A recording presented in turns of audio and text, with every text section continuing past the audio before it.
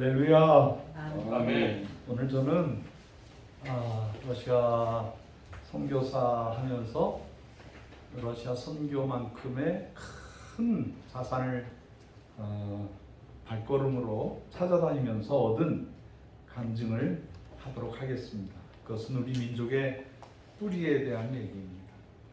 제가 러시아에서, 중앙아시아에서, 시베리아에서 보니까 우리 민족하고 너무 비슷한 사람들이 있더라고요.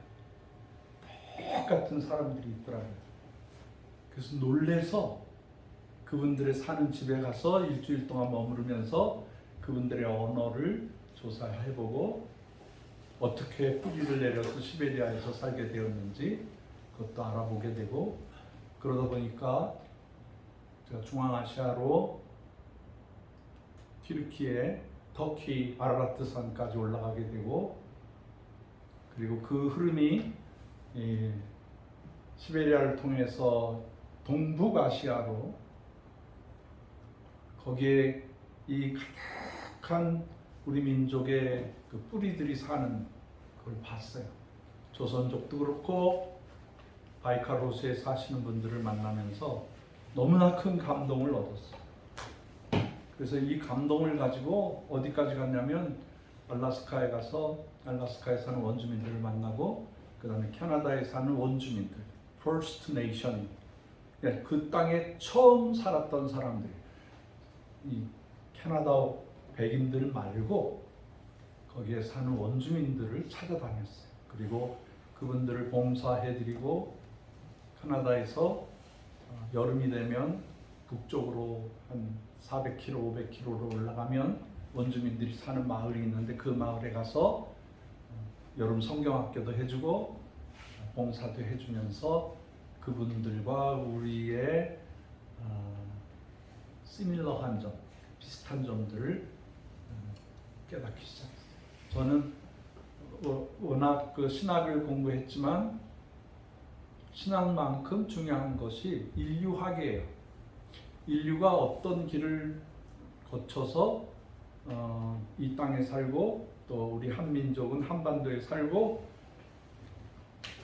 아프리카나 아메리카나 이런 곳에 사는 사람들이 어떤 면에서 우리와 뿌리가 같은 사람들이다라는 그런 것에 대해서 흥미를 갖게 되었습니다. 가장 기본적인, 한민족은 어디로부터 기원했는가? 동북아시아 중에 우리 한반도, 만주 지역 그쪽에 사는 사람들을 현재 인류학자들이 조사해 본 결과, 연천에 가면 한탄강 있잖아요. 거기에서 어떤 미군 사병 하나가 이렇게 연천 돌을 줍다가 이만한 주먹 도끼를 발견했어요. 도끼. 그거는 이 구석기 시대 거예요. 이 구석기와 신석기를 어떻게 나누냐면, 구석기는 돌을 탁탁탁탁 쳐서 도구를 만들어서 쓰는 사람들이에요. 신석기 시대는 그거를 이렇게 갈아서 자기가 원하는 형태를 만들어서 사는 거를 구석기와 신석기라고 하는데, 구석기 유물이 나오기 시작하는 거예요. 그것도 수백 종의 그 우리 민족이 이 한강 거슬러서 살았던 그 자취를 발견했어요. 그러니까 이 한반도라는 것이 인류가 사는 첫 번째 사람들이다라고 말할 정도로 오래된 땅이다 이 말이죠. 근데 더 놀라운 것은 이 구석기 시대와 신석기 시대가 이렇게 섞여서 나오는 곳이 있는데, 그것이 바로 저기 그 천호동이에요. 천호동에 그 고구려 사람, 백제 사람들이 살던 그 백제 토송이 있어요. 토송. 거기 가면은 구석기 시대 사람들과 신석기 사람들이 물고기를 잡아먹으면서 살았던 흔적이 있어요. 우리 오수민 장로님이 그 동네 출신이에요. 저분이 구석기 시대 사람 출신이에요. 저도 그물을 먹었어요. 할렐루야.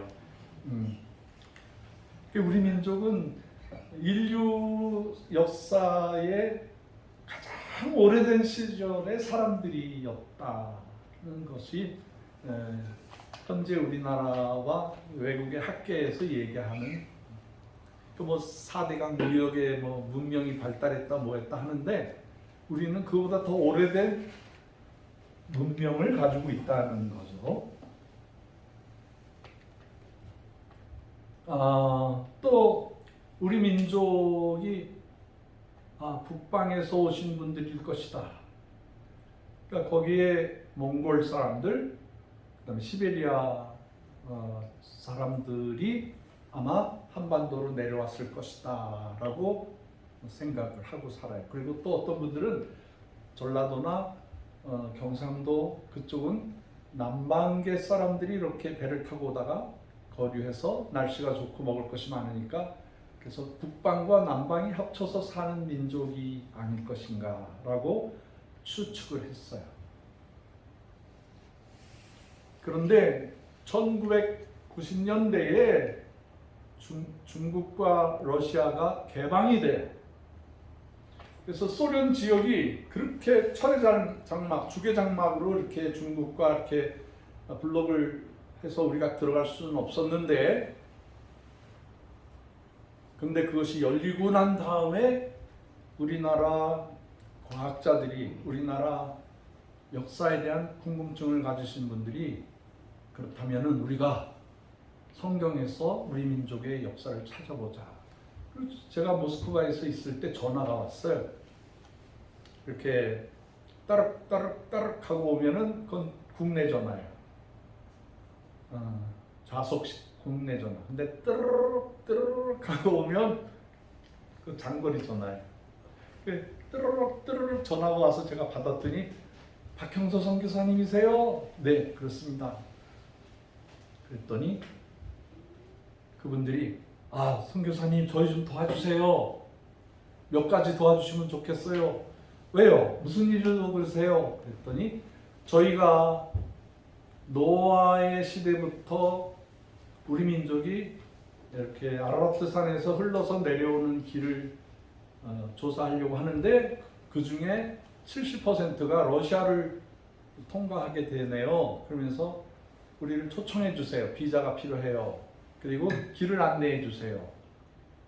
그분들이 누구냐면은 창조과학회 분들과 소설가 땅끝으로 오다 땅끝으로 가다 김성일 작가라고 아세요? 네, 그분이 권사님이셨는데 장로가 되시더니 해끄다 가셔가지고 또 목사가 되셨어요. 그래서 그분과 중요한 학계의 중요한 학자들이 러시아로 들어올 수 있도록 아라라트 산 그러니까 거기가 지금 어디냐면은 알메니아. 이제 곧 얘기하겠지만 알메니아라는 말은 알이라는 단어는 하나님이라는 뜻이고 메라는 건 산이에요. 하나님의 산에서 사는 사람들. 그래서 아르메니아. 근데 더 얘기할 거예요 앞으로. 그래서 거기서부터 내려와서 이제 러시아로 들어올 때 저희가 그 지역 선교사님들과 같이 마중을 하고 그리고 그분들을 이렇게 인도에서 러시아 박물관을 구경시켜드리고 그 다음에 시베리아까지 가서 시베리아에서 몽골로 들어가도록 그렇게 해드리는 거예요.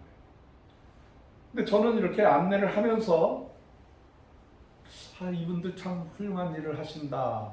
그러니까 우리나라가 과학이 발달하고 문명사회에 들어와서 처음으로 길이 열린 거예요. 러시아와 중국과 몽골의 문이 열리게 된 거예요. 그전에는 공산주의 때문에 전체주의 국가이면서 도대체 지나갈 수가 없는 땅이었는데 90년대 초에 러시아가 페레스트로이카, 글라스트노스트 이거 중요한 단어예요.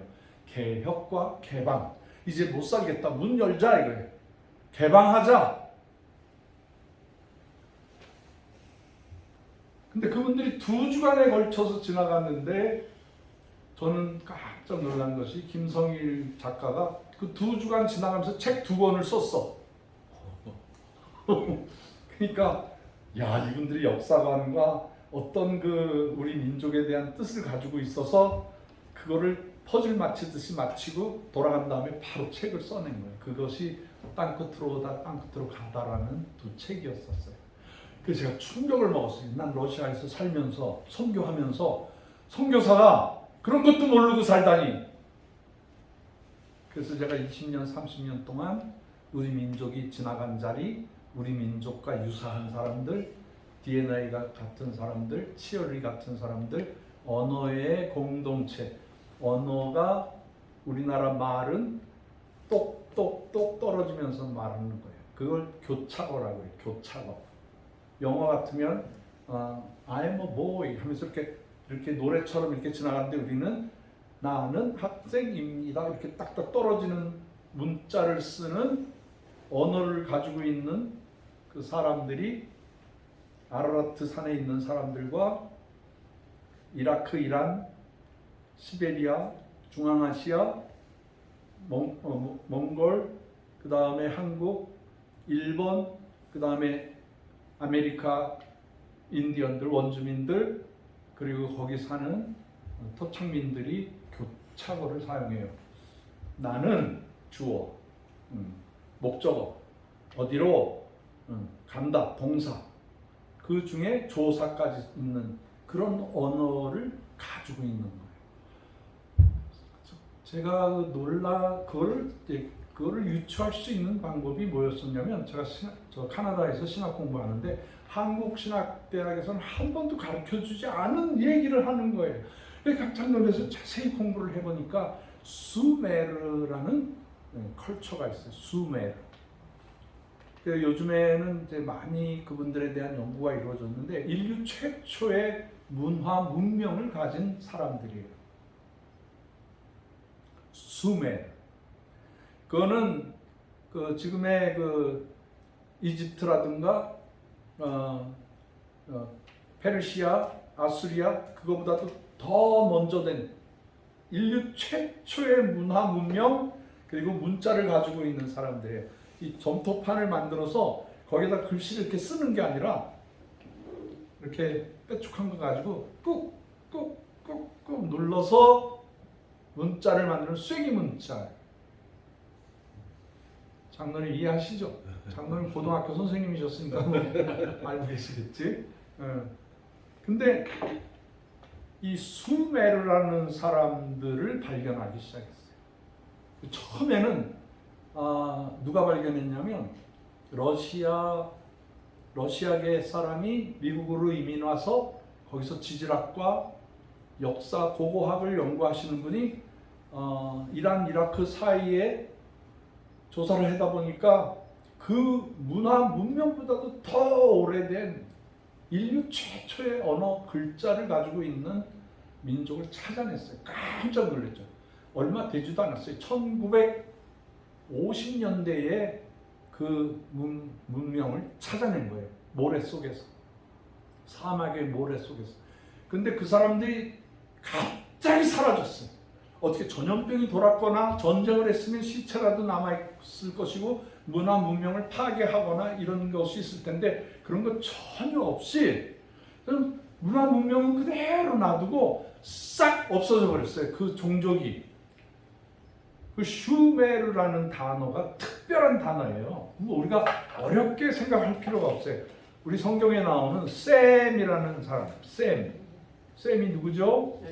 노아의 아들 중에 하나. 세 아들 중에 하나였었죠. 셈이라는 건 SHEM이에요. 제가 천천히 말해드릴게요. 셈이라는 사람이 이제 우리 황인종의 조상이 되는데 종교에 아주 대단히 중요한 역할을 감당하는 축복을 제일 많이 받은. 근데 슈메르라는 거는 잘 보세요. SHUM 이거 셈이에요. 이 R이 붙어요. 셈이라는 사람들, 셈의 후손이라는 그게 슈메르라고 읽어요. 그러니까 셈이라는 사람을 슈메르라고 읽는 거예요. 그러니까 같은 단어예요. 근데 이 사람들의 역사에서 사라져 버렸는데 비가 옵니다. 시원하게. 감사하네요. 근데 이 슈메르족이 역사에서 사라져서 수천 년이 지나갔는데 그 슈메르 사람들의 언어를 가장 유사하게 사용하는 사람들이 한국 사람들. 근데 성경에서는 어떻게 나오냐면 이게 중요한 거죠. 역사가들이 고고학자들이 발견한 거에 대한 굉장한 흐름이 성경 안에 동방으로 간 족속들, 동방으로 간 사람들이라는 제목이 나와요. 그래서 제가 이 히브리 대학에 가서 교수님들하고 얘기를 하는데 그 교수님들이 내가 한국 사람이라 그러니까 그분들이 놀라면서 우리 한국 사람들과 우리는 그 옛날에 형제였습니다. 그러는 거예요. 이 사람도 뭘 안 해? 그래서 그 사람들이 조사해 놓은 자료를 누구한테 갖다 줬냐면은 유석근 목사님한테 전했어. 그분은 이거 잘 써. 나는 이거를 잘하고 이걸 잘해. 그러니까 은사대로 가는 거야. 은사대로. 그걸 줬더니 이분이 막 눈이 이렇게 동그랗게 떠진 거죠. 그래서 아주 공전의 히트를 했어요. 또 하나의 선민 아리랑 민족이라고. 거의 그 자료가 히브리 대학 교수님들이 우리한테 준 거를 글 잘 쓰는 유석근 박사한테 우리가 전달해 줬어요. 요즘에는 많은 공격을 받아서 조용해졌어요. 저 인천에다가 교회를 개척해서 건축도 하고 지금 열심히 사는데 저하고는 아주 좋은 친구죠. 슈메르족의 언어를 조사하다 보니까 그 글자를 해석할 수 있는 방법이 쐐기 문자예요. 인류 최초의 쐐기 문자니까 외우기가 쉬운 거예요. 요때 요런 단어가 나왔고 요 단어가 여기 나왔고 요 단어가 이렇게 나왔는데 글자 모양을 보니까 이거는 안이라는 단어구나, 이거는 아라는 단어구나, 이렇게 조사를 할 수가 있게 되었어요. 요즘에는 그 한국에서 1980년대에는 이런 학설이 전혀 없었어요. 우리나라 신학계에, 고고학계에 우리 민족의 뿌리에 대한 얘기를 하는 사람이 없었는데 제가 카나다에서 공부할 때 슈메르라는 종족을 알게 되고 거기를 깊게 파고 그 다음에 제가 직접 러시아에 가서 중앙아시아로 해서 그쪽 지역을 방문하다 보니까 제가 마치 우리 민족의 뿌리를 찾는 어떤 박사 같은 느낌? 인류학 박사 같은 느낌이 드는 거예요. 굉장히 가슴이 두근거렸어요.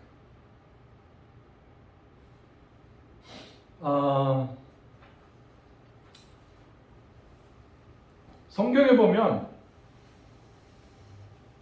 동방으로 간 셈의 자손, 슈메르 자손이죠. 거기에 보면 그 아르박살이라는 사람, 아르박살이 누구의 아들이죠? 노아. 그 후손들, 노아로부터 이렇게 내려오는 셈, 함, 야벳의 자손인데 아르박살, 박신지 누군지 모르겠어요. 이 사람이 아들을 낳았어요. 그 아들 이름이 에벨. 에벨이라는 사람이 여러 자녀들 중에 특별한 자녀 둘이 나타나는데 그 두 자녀가 벨렉, 욕단이라는 사람이 이 두 자녀를 아주 중요한 사람 둘을 낳았어요.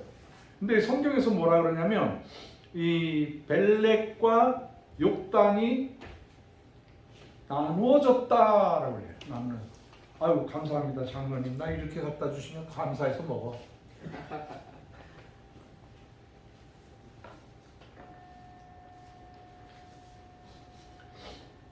이 욕단의 후손들이 자손 13명과 그 며느리들과 자손들을 데리고 동편산으로 갔다. 어디에서부터?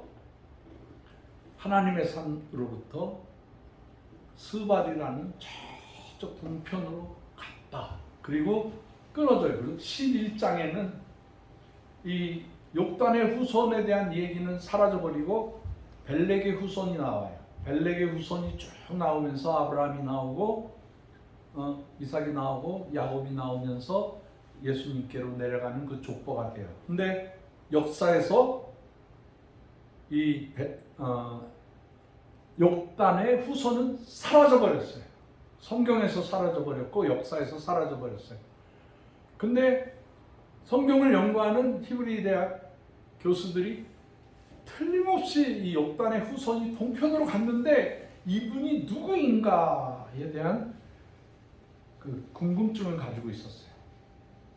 그래서 학계에서 그 성경에 나와 있는 성경의 그 옛날 성경을 카피할 때 그 사본에 나와 있는 가장 오래된 사본에 동편으로 간 백성이라는 그 글자가 나오는데 그것 때문에 우리 동족 중에 동편 어딘가에 가 있을 텐데 누굴까 하는 그것이 퍼즐이 21세기에 딱 드러나기 시작했어요. 그러면 그 동족을 그 사람들을 찾으려면 뭘로 찾을 수가 있느냐? 뭘로? 갑자기 사라진 슈메르 백성 그리고 갑자기 한반도의 구석기와 신석기에 사는 사람들 사이에 갑자기 나타나서 우리는 아래에서부터 나왔다. 아래에서부터 온 사람들이다라고 말을 하기 시작해요. 아래에서부터 왔다? 그래서 우리나라 그 고구려나 백제신라에 보면 난생 신화가 나와요. 그 대부분 그 태어난 사람들은 어디서 태어나요? 아래에서 안룡공주라든가 박격거세라든가 그 다음에 주몽도 그렇고 여러 그 다이너스티 어느 왕조를 만드는 사람들의 조상을 보면은 아래에서 태어난 사람들. 그래서 우리는 어떻게 아래 닭의 후손인가 그렇게 생각을 했는데 그 닭의 후손이 아니라 알이라는 단어가 고대어로 하나님이라는 뜻이에요. 근데 이게 구약 성경에도 나와요. 가까운 구약 시대 그 갈멜산에서 비를 내리게 해달라고 기도했던 선지자 이름이 뭐예요? 엘리야가 막 그 흉년이 들어서 바싹바싹 타들어갈 때에 야 어떤 하나님이 진짜 하나님인가 한번 알아보자. 니네들 신의 이름을 불러봐라. 그러니까 그 당시에 사람들이 신의 이름을 부르다가 안 되니까 자기 옷을 찢고 그래도 안 되니까 자기 몸을 막 피를 내면서 그때 외친 신의 이름이 뭐예요? 바알. 그 바알이라는 단어가 알이라는 단어를 정관사로 고유명사로 말해서 바알 그러는 거예요. 이해하셨죠? 오늘 이금난 권사님 오셨는데 이금난 권사님 궁금하다는 거예요. 우리 이런 역사에 대한 궁금하다 그래서 제가 기도하다가 딱 들어맞았어.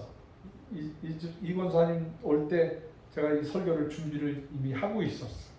그러니까 나를 위한 말씀이다라고 생각하시기를 주의 이름으로 축원합니다.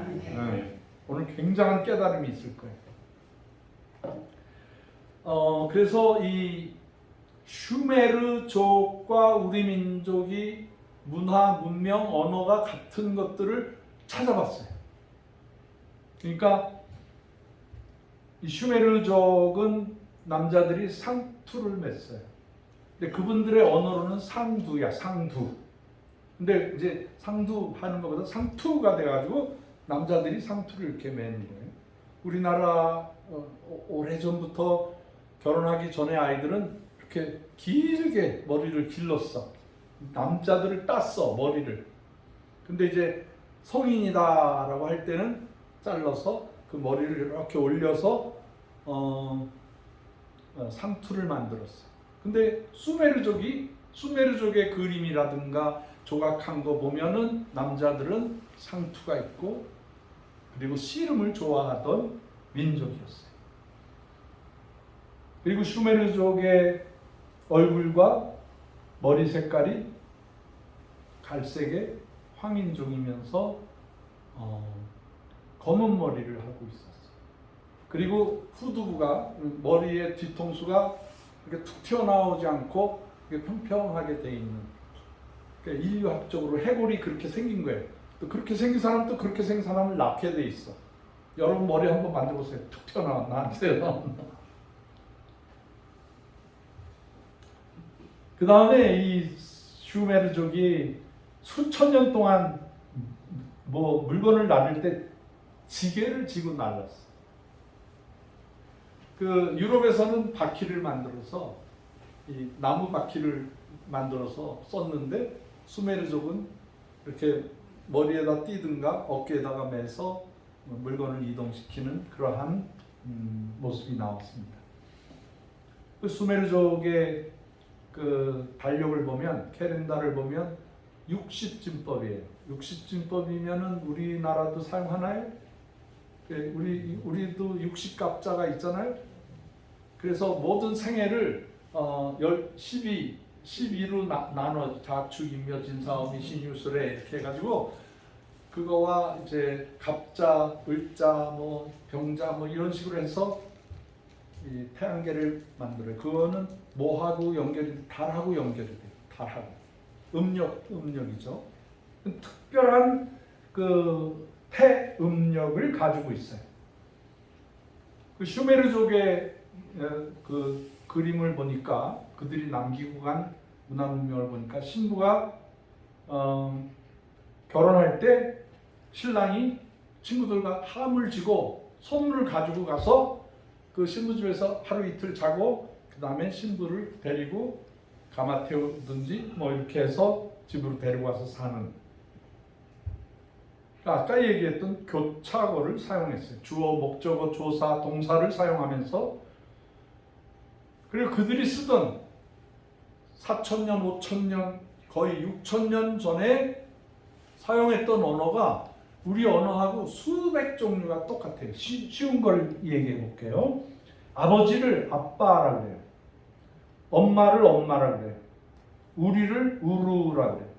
사람이라고 해요. 칼이라고 해요. 달을 달이라고 해요. 그 사람 3인칭. 그 사람 his, she's, 그 사람들도 그라는 단어를 써요. 길을 기울이라고 그러고 북을 북이라고 그러고 북치는 거 아우 똑같아요. 님을 니무라고 해요. 니무롯 그러잖아요. 바벨탑을 쌓은 사람은 니무롯 그러잖아요. 그 니무롯이라는 사람들 중에 높은 사람이라는 뜻이에요. 나를 나라고 해요. 어디로 어라 어디 그렇게 말해요. 밭을 밭드라고 해요. 밭드. 이렇게 우리와 같은 얼굴, 같은 시스템, 삶의 시스템을 가지고 있는데 이분들이 갑자기 동쪽으로 이동을 했다는 거예요. 근데 성경에서는 누가 이동을 했느냐? 욥단의 후손들이 이동했다는 거예요. 동쪽으로 이동했다는 거예요. 신기하죠? 굉장히 신기로운 얘기예요.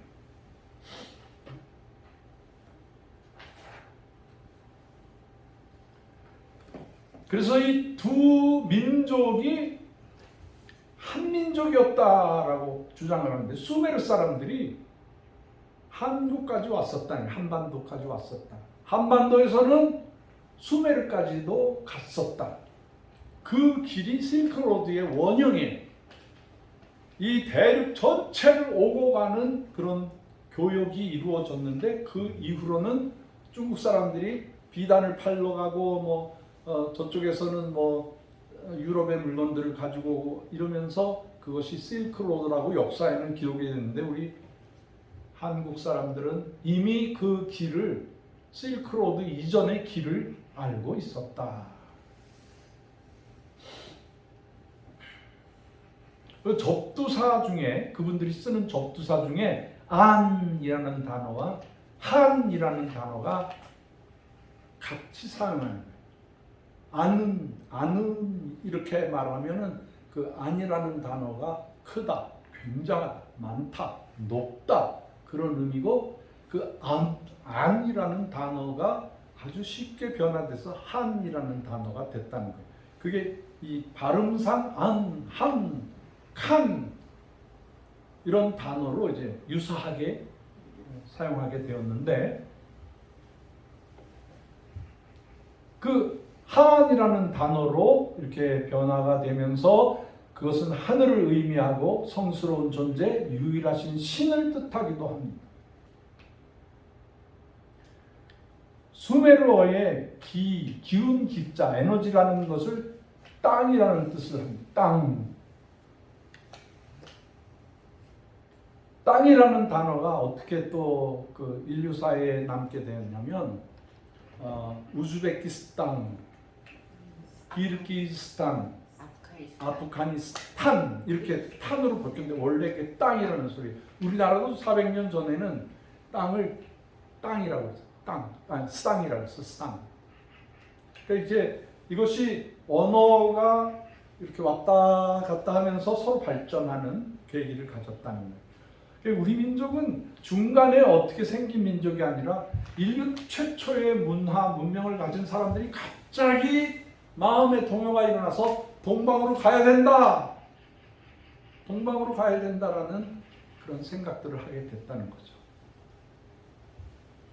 근데 그 중간 계층이 있어요. 그 언어의 중간 계층이 있는데 그건 인도의 그 드라비드라는 타미러 중에 우리 언어하고 똑같은 언어를 가지고 있는 사람들이 있어요. 인도에.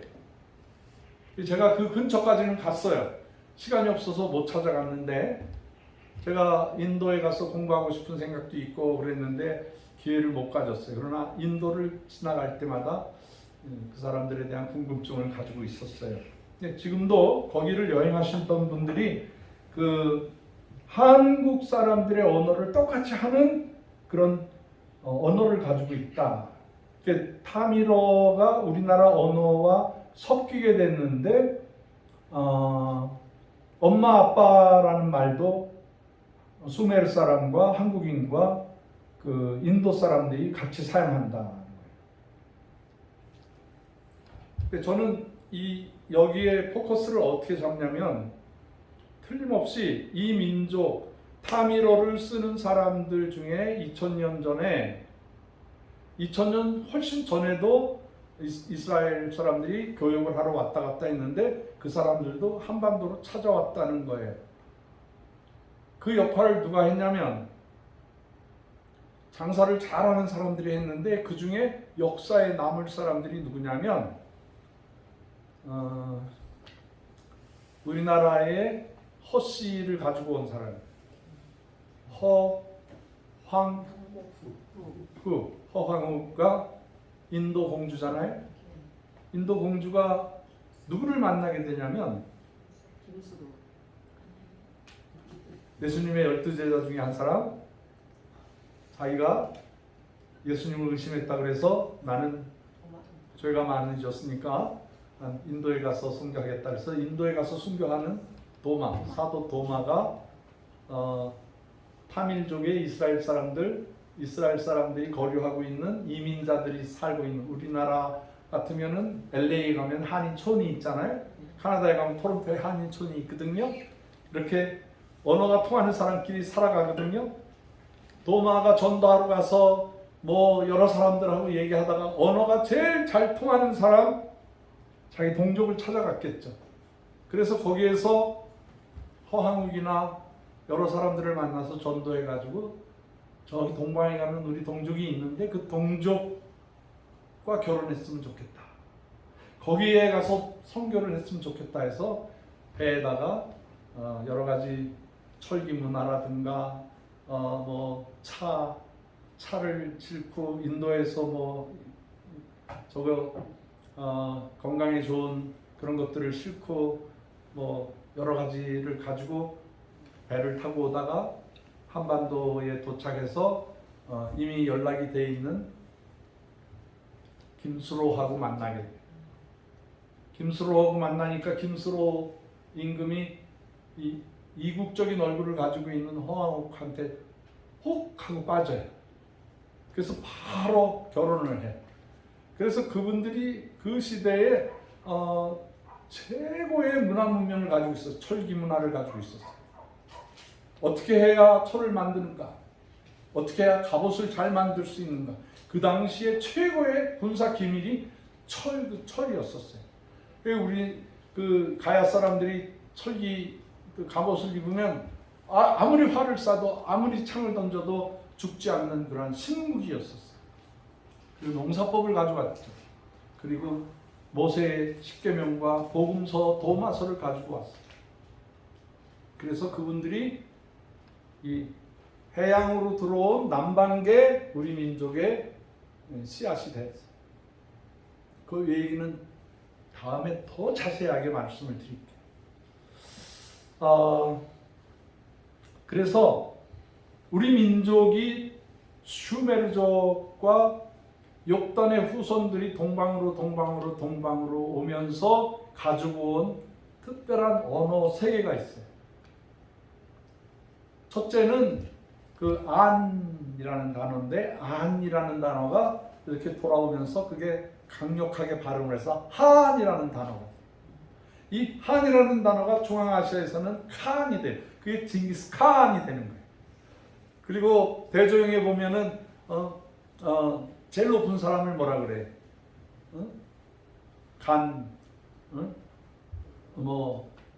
칸이라는, 한이라는 단어와 비슷한 간이라는 단어가 그 당시 우두머리라는 뜻이었었어요. 근데 한이라는 단어를 조사를 해보니까 전 세계에 한이라는 단어가 있는데, 특별히 교착어를 사용하는 사람들 중에 이 한이라는 단어가 중앙아시아에서는 하나님이라는 뜻이 됐어요. 그래서 통역을 할 때 하나님께서 이렇게 되는 거예요. 그리고 이게 그 시베리아와 몽골 쪽에서는 칸이 되는 거예요. 발음이 칸. 그 칸이 결국에는 한반도 오면서 한이 되고, 일본에 가서는 간국구 됐으니까 한국을 한이라는 단어를 못해. 이 사람들은 지능이 좀 모자라가지고 발음을 잘 못해. 그래서 간국구 됐으네? 그러잖아. 응? 그 제일 빨리 달리는 기차를 신한선, 그 신한이라는 단어를 못해. 신칸센 그러잖아. 그러니까 할 수 없어. 모자라는 사람끼리 살아가라 그러고, 우리가 가르쳐주고 도와줘야 되는데, 그 일본 사람들의 원류도 한민족이라고 믿으시기를 주의 이름으로 축원합니다. 그 사람들이 한반도에서 쫓겨나고, 백제에서 쫓겨나고, 의자왕 후손들이 최후로 도망간 데가 일본이에요. 고구려도 그래요. 신라도 그래요. 근데 그 사람들은 이 한반도에 대한 그리움과 미움이 가득 차 있는 사람. 그러니까 공격을 해오는 거야. 옛날의 억울함을. 근데 우리가 그걸 이해하고 나면 일본 사람들도 그렇게 믿게 생각이 안 돼. 너희들은 이러한 상처가 있었구나. 너희들한테 이러한 열등의식이 있었구나. 내가 품어줄게. 그게 주의 사랑이 되는 거야. 할렐루야. 이 한이라는 단어가 우리나라에서는 가장 중요한 단어가 돼요. 우리나라를 뭐라 그래요? 한국. 한국. 그래서 더 높여서 대한민국. 한민족이라고 그래요. 한민족, 하나님의 민족이라는 뜻이에요.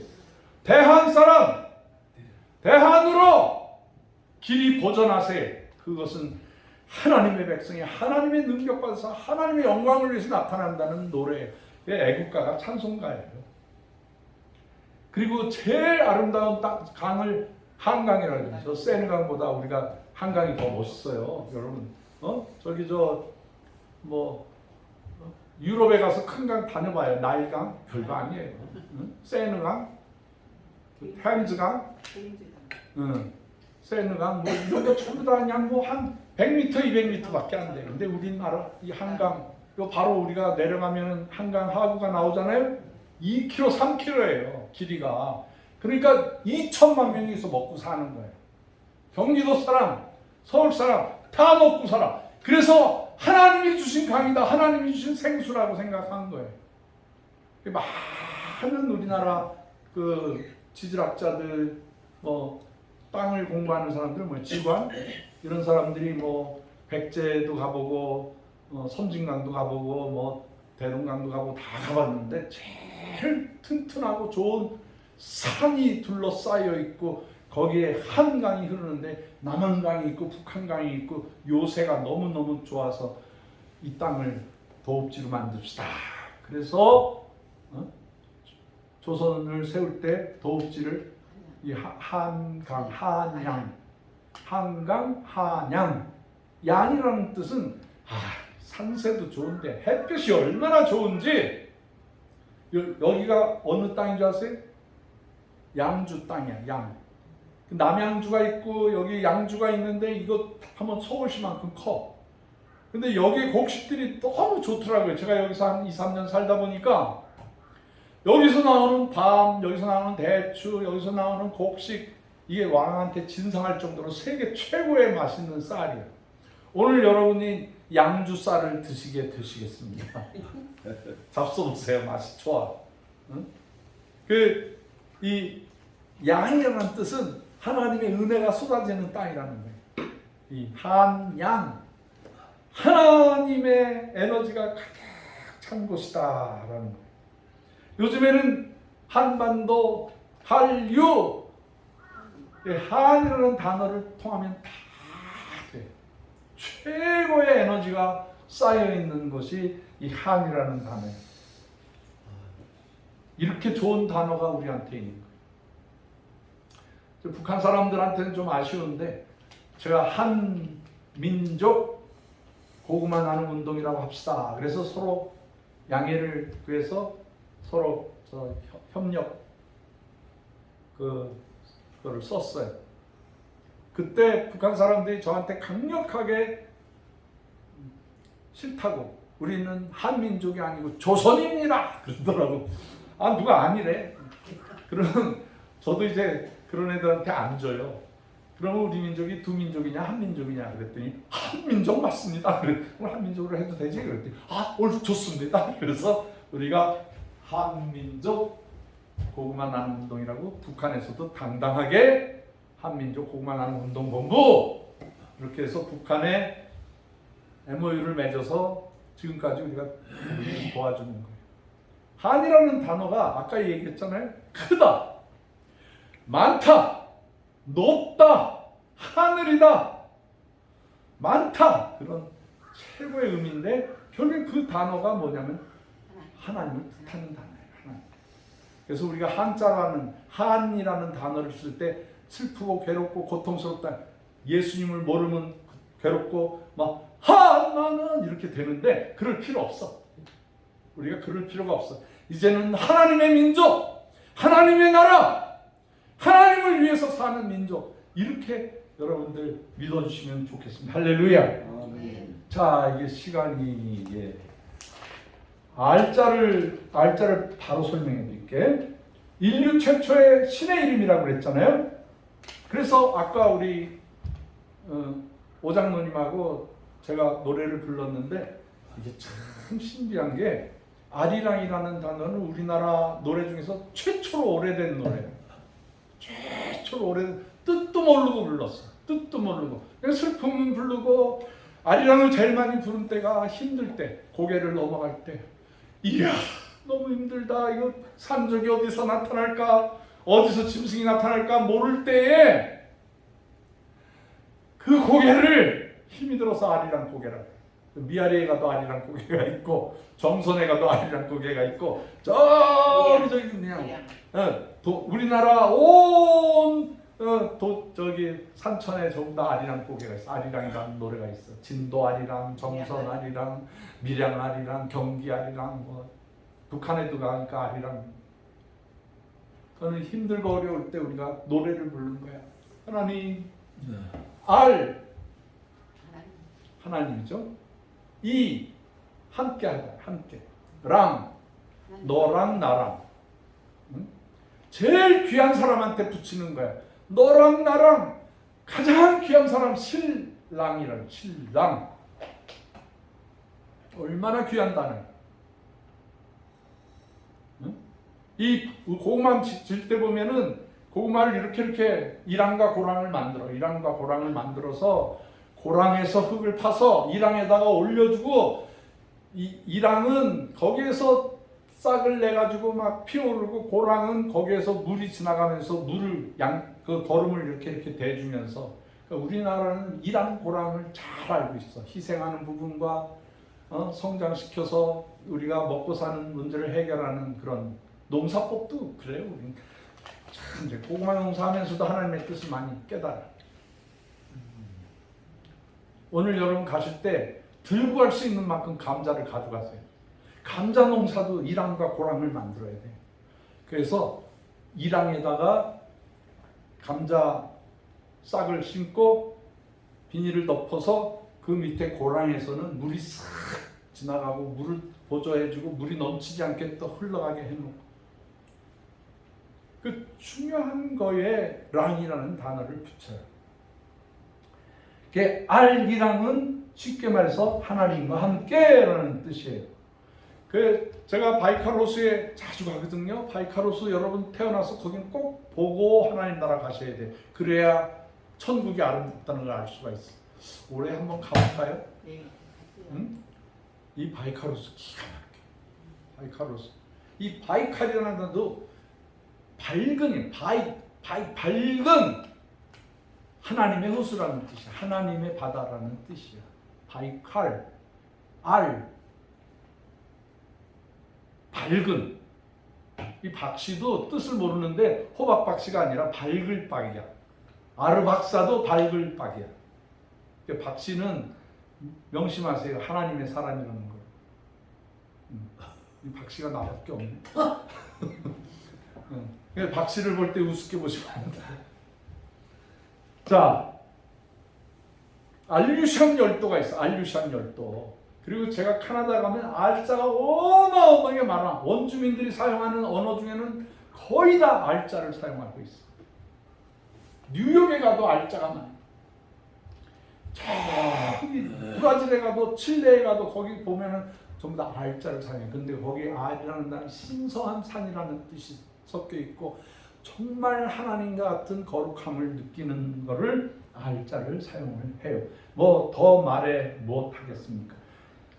그 마지막 단어, 인류 최초의 문명을 가지고 있던 수메르 사람들이 사람에게 님자를 붙여줬어요. 님으로. 그리고 귀한 사람을 임금이라고 그랬어요. 임금님 그러죠. 임금님. 님이라는 단어에는 두 가지가 있어요. 하나는 그립고 사랑스러운 사람을 말할 때 님이라고 그래. 우리나라 시인 한용운 씨가 님의 친구. 아유, 선생님 출신이라서 참 잘하고 우리 강 목사님은 아주 수제자 중에 수제자야. 어쩌다가 우리 한고은 우리 식구들은 이 한민족의 뿌리에 대해서 정확하게 알고 있어요. 그 잊어버리면 다시 공부하고 다시 깨달아야 돼. 응? 홍 집사님, 홍 권사님 미안해 500원 드릴게. 홍 권사님 어때? 처음 들어봤죠? 응. 이게 우리 민족의 정체성. 우리 민족은 하나님의 백성으로부터 흘러와서 구약과 신약을 통해서 마지막에 하나님의 영광을 나타내기 위해서 하나님이 준비한 민족이다. 그게요. 이게 우연히 되는 게 없어요. 이스라엘이 멸망해서 2000년 동안 유리방황하다가 1948년도에 독립할 때 똑같은 날짜에 똑같은 해에 한국과 같이 독립을 해요.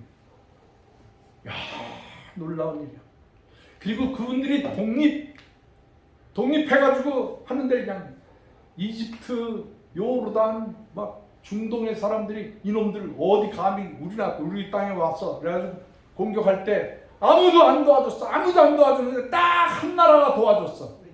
우리나라가 탱크를 줬어. 우리나라가 6.25 사변 때 사용했던 탱크를 쭉 몰래 갖다 줬어요. 지금도 이스라엘 사람들이 쓰는 모든 폭탄 미사일 거 전부 다 우리 한국 제품들이 가득 차 있어요. 뭔가 서로 형제를 가지고 살아가요. 우리는 동편에 있는 하나님의 백성, 이제 새롭게 쓰임을 받는 어마어마한 민족, 그리고 서편에 이 위도도 똑같아요. 위도도 38선, 그 이스라엘도 같이 38선이 딱 껴 있어요. 그래서 이 두 나라가 독립한 나라 중에서 이 두 나라만 선진국이 되고 다른 나라는 전부 지지멸멸하고 있어요. 왜? 거기에 하나님의 능력이 있기 때문에, 하나님이 함께하기 때문에. 아멘. 우리가 이런 뭐 고구마 나눔 운동이라는, 고구마가 그렇게 중요한 건 아니에요. 우리 복음이 더 중요한데 고구마를 통해서 스며들어가는 거예요. 공산권도 들어가죠, 회교권도 들어가죠, 불교권도 들어가죠. 못 들어가는 데가 하나도 없어. 고구마 심어줄게. 그러면 그 나라 주석이, 그 나라 대통령이 막 환영하는, 먹는 문제이기 때문에. 먹는 문제. 자, 세 단어, 오늘은 세 단어만 얘기할게. 한, 알, 님. 이게 무슨 뜻이야? 응? 아리랑. 아니, 그냥 글자를 그대로 읽어봐요. 하나님. 이게 한 알림이 됐어요, 하느님이 됐어요, 한 얼림이 됐어요, 하나님이 됐어요. 어느 단어가 제일 맞아? 응? 이거 다 맞아. 여러분들 오해하지 마. 캐토릭은 하느님을 쓰고 우리나라 애국가가 하나님이 보호하사 하다가 하느님이 보호하사 보편적인 신의 이름을 했는데 그거 뭐 그것 때문에 싸울 필요도 없고, 하느님이 보호하사도 맞고 하나님이 보호하사도 맞고, 무당들이 사용하는 한얼림도 맞고 하늘림도 맞고. 이 단어에 대해서 여러분 너무 편견을 갖지 마. 이 하나님이라는 단어 우리나라에서는 하나님, 하느님, 한얼림이라고 쓰지요. 독일에 가봐요. 고트 그래, 고트. 미국 사람들은 뭐라 그래? God이라 그래. God. Almighty God. 그 우리나라 사람들 머리 모자에다 쓰는 거야. 그걸 가시라 그래. 그런 뭐 이런 말 감히 삼아. 뭐 러시아 말로 뭐 러시아 말도 잊어버렸네. 아유. 그 복이라 그래. 복. 가스포지. 복 그렇게 말해. 그런 단어 가지고 우리가 시비할 때가 아니야. 이렇게도 품어주고 저렇게도 품어주고, 무당도 권사로 만들고, 아멘. 저 스님도 장로로 만들고, 다 할 수 있어, 다 할 수 있어. 우리가 밑바닥에 깔려 있는 우리 문화 속에는 성경의 언어들이 가득 차 있는 거예요. 제가 오늘 2편이라는데 2편, 3편, 4편, 5편 다 말씀해 드릴게요. 우리 민족의 뿌리에 대해서 생생하게, 투명하게 다 말씀해 드릴 테니까 여러분들은 내가 선택받은 민족의 하나님의 자손이다, 나는 주를 위해서 살 수 있다, 이렇게 생각하시기를 주의 이름으로 축원합니다. 아멘. 아멘. 믿으십니까? 아멘. 네, 오늘은 이 줄기만 얘기했어. 이제 가지 꽃핀 거 막 이런 거 다 얘기할 테니까 기대하시라. 대봉박혀. 우리 선교사님들이 이 말씀을 들으면 막 배꼽 잡고 웃을 거예요. 우리 민족은요 됩니다. 아멘. 할 수밖에 없습니다. 아멘. 왜냐하면 하나님이 보호하사 우리나라 만세이기 때문에. 아멘. 이건 아예 애국가, 교가, 이 가훈으로 남겨진 수천 년 창세기서부터 우리한테 내려진 하나님의 축복이기 때문에 그 마스터키 예수 이름을 다 가지고 있기 때문에 인류를 선하게 인도하는 민족. 아멘. 아멘. 기도하겠습니다. 하나님 아버지 감사합니다. 우리 민족이 창세기서부터 이름도 없이 빛도 없이 있다가 이제 예수 이름으로 모든 것이 통하게 되었습니다. 모든 것을 이루게 되어 있습니다.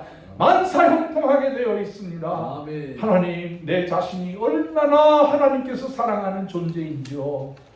감사하고 감격하고 세상에 근심 걱정에 매이지 아니하고 나는 하나님의 백성이야, 나는 하나님의 사명자야 라는 위대한 생각으로 이 세상을 섬기며 살게 하여 주시옵소서. 아멘. 예수 그리스도의 귀하신 이름으로 축복하오며 기도하옵나이다. 아멘. 아멘. 이 시간에 580장 1절하고 4절 부르겠습니다.